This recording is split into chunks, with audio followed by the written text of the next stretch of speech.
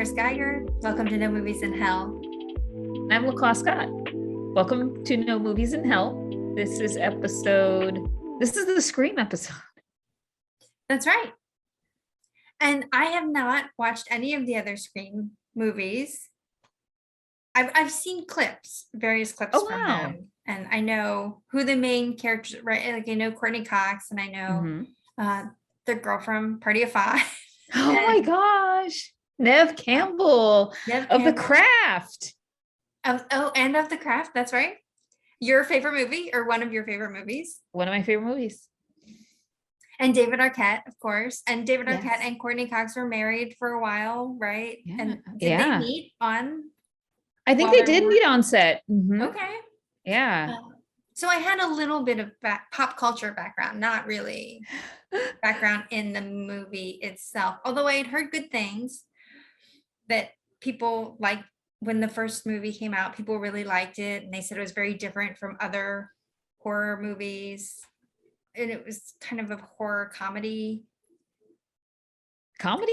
Well, like a dark comedy. Yeah, there is some element of dark humor because of the ways with which scary movies are classified and formulaic. And so Scream just kind of either put all of that together or they just kind of exploded this whole model of classic horror film, like your Jasons of the world, your Michael Myers of the world, your masked horror murder, or, just supernatural elements. And you're a fan of horror in general, so I'm sure you've seen all of them. I have at some point, but actually I haven't seen that Freddy film in a very long time. Okay. But I love Scream, and I really liked this film or the latest Scream or Scream 2022 or Scream with, I guess they emphasize the 5 with the M being a deep V in the M. And I really liked that subtlety.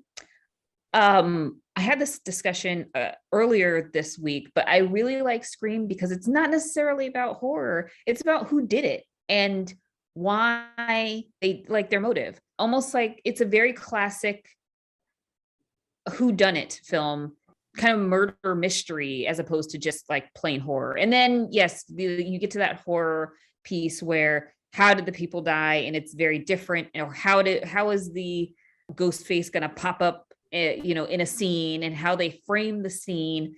All of that is so critical to the Scream universe, the characters and how they're interpreted, and the whole universe. It's interesting that you say that because I as I was watching it, I was thinking it is kind of a murder mystery, and that has become so popular lately. Or maybe I just wasn't aware of how popular it was, but I feel like ever since Knives Out, that murder mystery has sort of come back as a genre, as a viable genre. Death on the Nile is coming out. Oh yeah. What else just came out that was like a murder mystery? I can't remember now off the top of my head, but it seems like something that we're gonna see more of. And I think Death on the Nile is funny because it seems like a very COVID times movie, because once you test everyone and make sure they're healthy and get them on the boat, they're sort of isolated, and so you can do all your filming. Yeah, that's so on funny. The boat, and you don't have to worry about other things contaminating the workers, the actors, the the set. What happens if it's a soundstage? And all that stuff was digitally altered? Because I think the Orient Express, which was the first film that came out a couple of years ago, it was kind of like that contained, vibe of like, here's a transportation model and then there's a murder. And then we need to figure out from the classic novels. So I'm interested in seeing Death on the Nile, but one of the main characters or principal actors is a real life cannibal. So I don't know. Wait, who is that? Armie Hammer? Oh, right. I saw his name go by, but I didn't see him in the trailer, or I didn't recognize him in the trailer. Oh, they cut him so that it's very, he's not really part of the trailer, but Actually, Gal Gadot, I couldn't figure out who she was when I was watching the trailer. I knew I recognized her, but I couldn't say her name. So I had to look that up later too. But it looks like, I mean, generally it looks like a fun cast. Kenneth Branagh. yeah. I just watched Belfast recently, so that'll be fun. I think I'll see it. I'll see it. In spite of I the- want to see it. I just am not very happy with casting choice, but right. Well, you know, I digress. So I really think that going back to, you know, the crime murder mystery, it also is in line with all this resurgence in true crime podcasts and how folks are, you know, really engaging in figuring out who did it, what was the motive, and, you know, all these other fun things. So I really think that, you know, we're on this true crime wave that was stemmed from podcasts going through to film and entertainment, and it's still continuing that trend. right. The podcast, but also you're seeing a lot more of the people, like everyday people getting involved in solving true crimes, like Don't Fuck with Cats and the Cecil Hotel series that are on Netflix right now. And Cecil Hotel is really interesting when I was watching it because that highlights so many pop culture things that are happening right now in a way that is funny. I don't know if you saw it. No, I haven't seen any. I'm not a true crime podcasty type person, but I do like you should see Only Murders in the Building. I definitely want to watch it because I love Steve Martin and I love Martin Short. And I especially like both of them together. Oh, you will love it's great. And it's so New York, it's so Upper West Side New York. It's great. Oh, speaking of New York movies, I just watched Made in Chinatown. So there'll be an Instagram review of that. Okay, But I need to check that out. I wouldn't say that you should watch it, but the scenes of Chinatown in New York are some of the nicest portrayals of those streets that I've seen. Like it looks like what it looks like when you go there. So I think a lot of movies that you see that are filmed in Chinatown, like they make it purposefully look like sort of seedy and underground. Yeah. And this, like everything is bright and it's clean and it looks like it looks when you go there in real life. So if for nothing else, watch a couple minutes of it just to see the different parts of New York. You'll definitely recognize many of the places. Okay. That's cool. Back to Scream, though. That's Scream. So this is 25, this Scream 5 is 25 years after the original Woodsboro murders, which is supposed to happen in 1996. I'm guessing Woodsboro is somewhere in a town in California, which finally figured that out, I guess, this go round. And, you know, there's a lot of dialogue within the movie about prequels, requels, which is the first time I've ever heard that, derivatives of Stab, which is the retelling in this universe of the Woodsboro murders from 1996. So Scream 2 is based off of Stab, which recreates the murders and brings the horror back to the city or, you know, this town. And then Scream 3 is, you know, it's this offshoot retelling of these murders that happened 25 years ago. So murders happen again, involves new characters, and kind of sets the stage for what is to come and what to solve and you know, getting younger folks involved in the franchise. Excellent. So I was surprised that I recognized people in it. So the main girl I couldn't, again, place her. but she's from In the Heights. Yes, that's right. So when I saw her, I was like, she looks so familiar. What Disney film is she in? And I was like, she looks so familiar. It didn't really dawn on me. I was just like, okay, she's a character in this movie, but what other movie she was in? And it bothered me for a very long time. And then I was like, oh, she's in the Heights. Yes, I had to look that up too, because it didn't gel for me either automatically. The other kid that I recognized right away is the one from 13 Reasons Why. Yes. But I watched that a couple years ago, I think. Mm-hmm. And he was a senior in high school then. So I really had a hard time. I was like, isn't he too old for this now? I instantly remember. I was like, oh, he's from 13 Reasons Why. He just has blonde hair. And yes, I'm like, did he not grow, or did they film this movie like 2 or 3 years ago and potentially just had it, in the can, or they're trying to do some editing around it? And no, he just is, he's just playing teenager again. There was another young woman that looked familiar to me, and I didn't get it right away. I had to look it up, but she's in Once Upon a Time in Hollywood.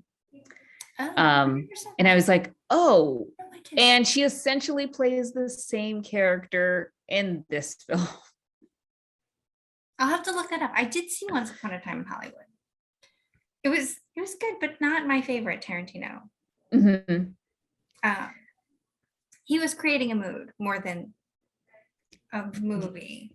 Oh, for sure. It is all about the ambiance and about old Hollywood, and not necessarily the plot, or And another famous face is Jack Quaid, who is Dennis Quaid and Meg Ryan's son, and he plays the boyfriend to Sam, the primary character in Scream. So if you've seen, I don't know if you watched The Boys, which is on Amazon, it is a superhero television series about they're not good superheroes, they're kind of like degenerate bad superheroes, and he plays a main character in that show. So I instantly recognized him. Yeah, I thought it was a cast that was semi recognizable, I guess, but I mean, I feel like if I were a younger person, then maybe I would be exposed more to some of these people's work, but I'm not. And I thought it was great. With horror films, it's not in the best interest for there to be super famous people aligned with it, because it kind of, I don't know, it takes away from kind of their versatility and puts them in the box of horror, which one young woman, I think this is another horror film for her. But I mean, it's good to see Neve Campbell come back. I feel like this was her iconic role as Sydney. And then also Courtney Cox come back as Gail Weathers, reporter. And, that didn't really solidify their career trajectory, but it definitely, for Neve Campbell, I feel like she is Sydney. There's other things that she's done, but she always comes back to this film. Well, I can't think of anything she's done recently. I can't either. I think she's been on a TV show too, and I can't think a TV series. She looks great. So yeah, I was like, she looks so good. Yeah. We should all look so good. Okay, so I'm going to pull up our slide. Okay, so here are our ratings. I changed the format slightly so that the numbers are bigger, because when you're recording on Zoom, it doesn't really give you many choices. It places your face up in the upper right-hand side, and then everything else gets real small. So I wanted the numbers to be bigger. We don't really talk about the other things that are at the top, which are when we saw it and what language we saw it in. Or if we do find that noteworthy to mention, we just mention it. We don't really talk about it as a scoring element. So you gave it a 21, which is slightly above average on the rating of 0 to 30. And I give it a 15. Oh my gosh. It's in the 50, it's in the 50th percent quartile. It is literally the median. You gave it an F. It did not pass. It's going to hell. Why, Chris? Maybe because I don't have the nostalgia benefit that other people who are watching this would have, who have watched these entire backstory. But I don't know. I didn't think the acting was, I thought the acting was okay for what it was for horror. Cinematography also okay. There were a couple times where I was like, where are they right now? Like they're Green screen in a car.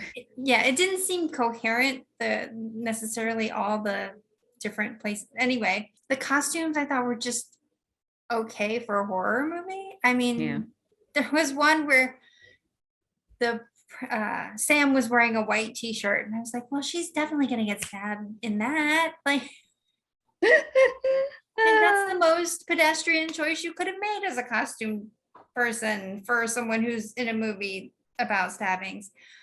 Hair and makeup, again, just not doing it for me. Especially that kid from 13 Reasons Why. I feel like they tried to cover up the fact that he was too old for the role by dyeing his hair a different color. I was like, that's not, no one is fooled by that. Yeah, they didn't do a very good job. I mean, I put it okay. I think when it comes to horror genre, it's always like just the most washed out kind of stereotypical teenagers. And so I really thought that they did a good job at this. But to your point about like the whole blonde highlights, I think the intent was supposed to be tacky, just like I forgot what the woman with the streaks in her hair, and she had like the nose ring and like the belly crop top and like the high skirt. Right. She's supposed to be kind of like the teenage / like promiscuous girl. The one that they kept calling dumb. Yeah, they kept on calling her dumb. And I'm like, that's not good. But also, I don't think that's the killer. And then the jock, right? So in the first couple minutes of the film, they're all sitting at the picnic tables, and he referred to his muscles as Hobbs and Shaw. And I had to, I saw this movie with a friend of mine, so Nate didn't see it. So when I came home, I had to tell Nate, I was like, you have to see this movie. The dialogue is so cheesy. The stereotypical jock referred to his muscles as Hobbs and Shaw. So I was like, I know that the dialogue is supposed to be cheesy and bad, but this was really bad. And then it got worse when his sister starts talking about requel and then trying to explain what a requel is from a sequel and a prequel. And I was like, you guys are making up words. This is not good. No, it's not going to catch on. Just say that there are some central characters, and then it's like an expansion pack with which the new characters are somehow related to the original characters. And this is exactly what happened. So I was like, okay, I didn't like that whole speech. I got where she's coming from because she's passionate about defining these terms as it pertains to the horror genre, just like her uncle did in the first film. So I was like, okay, yes, that's a cute callback, but this is getting super complicated. Let's get to the meat and potatoes of who is doing this and why. So I thought that was great. I gave it, for Rater's Choice, I gave it a 3. I thought overall it was a really good sequel to the original, and it has those elements of kind of pop culture and what's happening now in terms of, how do people come together, how do they find each other in communities and forge these relationships to do something like the Woodsboro murders 25 years later. So their incorporation of like technology and kind of how we live our lives online now, I was like, that's pretty smart thing to do to incorporate. Again, it goes back to kind of those principles of horror, bringing your main character back, figuring out how there's a connection. Somebody from, the original film that's still alive is going to die. People who want to glorify the murderers and be part of that story. I feel like those are reoccurring themes in the last couple Screams, and I thought that this was good. The speech about the requel, I thought that was helpful because I hadn't seen any of the other ones, so maybe that was for me. The other thing that was weird is that the mom doesn't come home. Oh yeah, there's no mom, there's no parents. Right. But she says, oh, mom's in a conference. Yes. Well, if I heard my daughter was attacked, I mean, I don't have children, but if I had heard my daughter was attacked, I would like to think that I would leave the conference and come right home. Like she's been attacked to the degree that she's in the hospital. That's because you're thinking logically, Chris. In the horror, right? There's rarely any parents. If things happen to the child, it's just kind of like, oh well, you shouldn't have been there. Yeah, you're right. She should have come home. And I actually thought like maybe the mom had something to do with this because she was not there. Well, so it would have been one thing if this timeline has been so compressed that she couldn't get back from London fast enough, right? London is a long flight. If you started stabbing people and you kept going for like a couple hours, she wouldn't be able to get there in time. But it was, I mean, it stretched out over days. Like Gail Yes. Weathers was able to get there with a film crew. So clearly time had passed. But I did think, oh, well, maybe if it's a requel and they're using people from the first who have connection and this family has a connection to the original murder, maybe the mom is like being detained against her will. You know, maybe like they've kidnapped her too, and we're gonna find that later. But the fact that the mom just never shows up seems like a big problem for. Now we know why Sam ran away. Right. I mean, does her mom know Sam ran away? How long is she? You know? I mean, what, Sam ran away 5 years ago. Oh, that was one thing that's super inconsistent to me. Was like, if her younger sister is like 8 years younger than her, I was like, how old is Sam? How old is her sister? So if Sam is 18, that would make her sister 13, which makes no sense. Like she ran away 5 years ago. So I was like, is Sam 18 or 21? And her sister looks super young. So, and shouldn't be in high school. I was just like, the timelines, it's the math's not mathing for me. And the reason for not talking to each other is such a bad excuse. It could have been, something very simple, and they kind of made it very complicated. If your dad is a serial killer, and just tell your sister. Right. But other people seem to know that anyway. So it was just like, was it a secret? Right. Right. There was definitely an age gap between her sister and the kids she was hanging out with. Visibly, they looked so much older than her. Yes. Okay. If that was the only weird thing, but no, there's a ton. Like you just have to suspend disbelief in a lot of ways. Oh yeah. I think, Dewey or, David Arquette's character broke it down eloquently of like the boyfriend, right? You've been dating for less than a year. Oh, it's really convenient that like you have a boyfriend at the time of the 25-year anniversary of this thing that happened, and that he's quote unquote unaware of what had happened and needs to go with you, and it's like coincidental. Yeah, I don't know. I enjoyed it. I don't know what they're going to do after this film. Like if they're going to make, I know that I think there's a TV series, either there was one or there's going to be one. Oh. And you know what I liked? That they actually gave the person who, lends their voice as the ghost face credit in the film. Oh. For the first time ever. There you go. Voiceover rights. For an iconic character. Right. So I give it a Rater's Choice of 1. Because and that's probably a product of the fact that I'm not a tremendous fan of the genre. I'm not a tremendous fan of this series within the genre. I thought it was okay. But having not seen the other 3, I hope it wasn't the best one. See the first one. See the first one. All right. See the first one. Then you'll be like, oh, okay.